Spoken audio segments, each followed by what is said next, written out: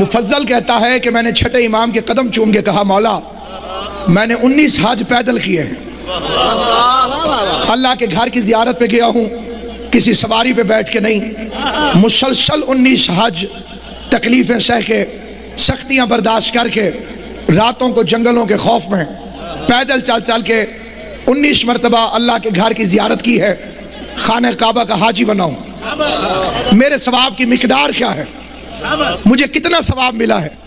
سچی ماں کا سچا بیٹا مسکرا کے فرماتا ہے اب ایک حج اور کر تاکہ تیرے حج پیدل 20 ہو جائیں جو قبر حسین پر ایک دفعہ بوسہ دینے کے ثواب کے برابر ہو۔ بسم اللہ، سلامت و آباد صاحب، حیران ہو گئی ذرا بیدار ہو کے تاکہ میں قبلہ سے خیرات حاصل کر سکوں۔ آل محمد آپ کو ہمیشہ سلامت رکھیں۔ فرماتے ہیں کہ ایک حج اور کر تاکہ ایک مرتبہ قبر حسین پر بوسہ، زیارت نہیں قبر حسین کی، خالی ایک مرتبہ بوسے کے برابر تجھے ثواب حاصل ہو سکے۔ حج بیت اللہ کرنے والے کو یہ عزت ہے کہ اس کے پچھلے گناہ معاف ہو جاتے ہیں، یہ حاجی کا ثواب ہے۔ ایک مرتبہ جو حج کرے معصوم فرماتے ہیں اس کے پچھلے گناہ معاف۔ بندے نے پوچھا مولا قبر حسین کی زیارت کا ثواب کیا ہے؟ فرمایا اے ابن شبیب، 8واں امام فرما رہا، اگر تو چاہے کہ جب تو اللہ سے ملاقات کرے تیرے نامہ اعمال میں کوئی گناہ نہ ہو تو قبر حسین کی زیارت کر، کیونکہ حسین کے زوار کی سب سے چھوٹی اللہ کی طرف سے نعمت یہ ہے کہ اللہ اس کے پچھلے اور اگلے گناہ معاف کر دیتا ہے۔ حج کرو تو صرف پچھلے گناہ معاف، زیارت حسین کرو پچھلے گناہ بھی معاف اور اگلے گناہ بھی معاف۔ امام پنجم نے فرمایا اگر لوگوں کو معلوم ہو جائے کہ زیارت حسین کا ثواب کتنا ہے تو وہ شوق زیارت سے مر جائیں۔ اور 8ویں امام نے فرمایا کہ اے ابن شبیب، خدا جب کسی کو اپنا دوست بنانا چاہتا ہے تو اس کے دل میں قبر حسین کی زیارت کا شوق ڈال دیتا، یعنی خالی دل میں، اگر دل میں خالی قبر حسین کی زیارت کا شوق ہو سمجھو اللہ کے دوست۔ امیر تیمور کا واقعہ پڑھنا چاہتا ہوں، حسین کا وہ عزادار جس نے بر صغیر میں پہلا تعزیہ بنایا، 1 لاکھ کی فوج لے کر قبر حسین پر جاتا تھا۔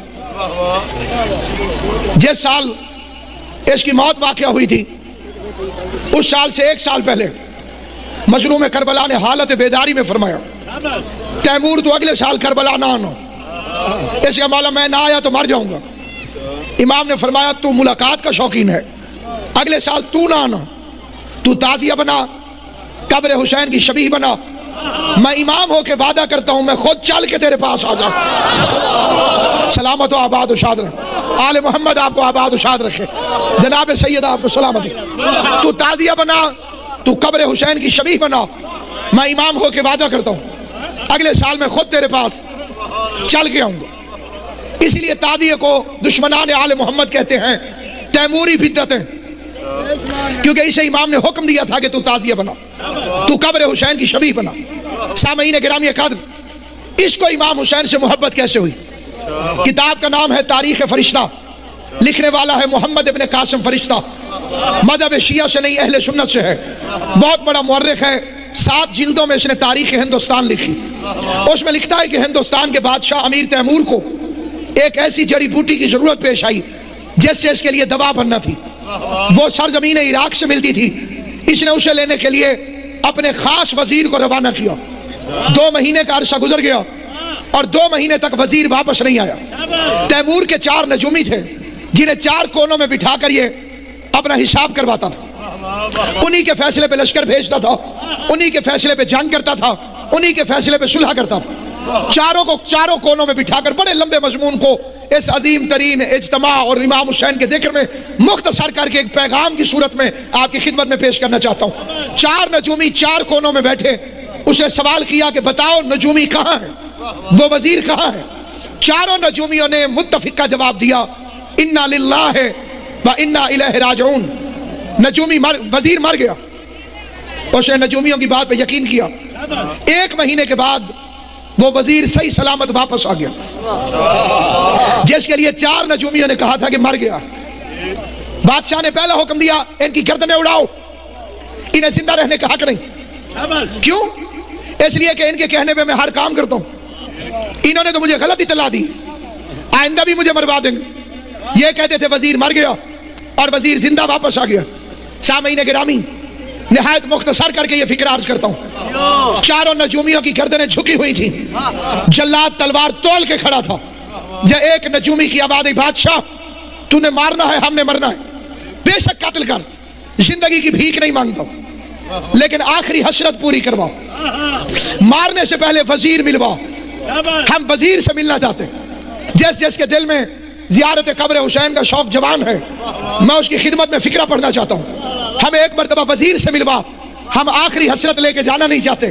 ایک بندہ کہتا مر گیا ہے، بات ٹھیک تھی کہ اس نے غلطی کی ہے۔ چار نجومی بیک وقت مختلف جگہوں پہ بیٹھ کر غلط نتیجہ برآمد نہیں کر سکتے۔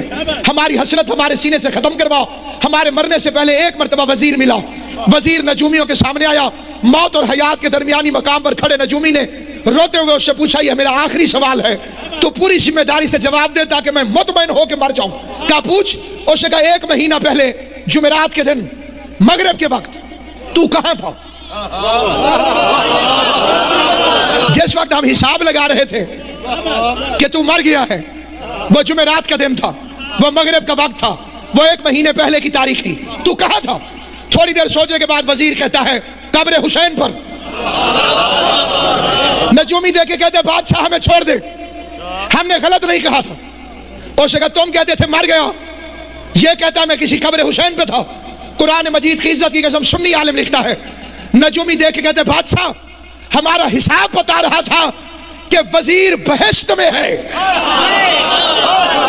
جنہیں سمجھ آئے گی وہ میرے ساتھ بولے گا ذرا۔ نیاز حسین بے شک عبادت کو 32 گھنٹے ہو چکے ہیں، بلا فاصل عبادت کو 32 گھنٹے ہو چکے ہیں، تھکنا فطرت میں شامل ہے، لیکن یاد رکھنا سامعین گرامی، اس نے کہا قیافہ کہہ رہا تھا، حساب کہہ رہا تھا کہ وزیر بہشت میں ہے، اور ہماری عقل سمجھ رہی تھی کہ بہشت صرف مرنے کے بعد ملتی ہے۔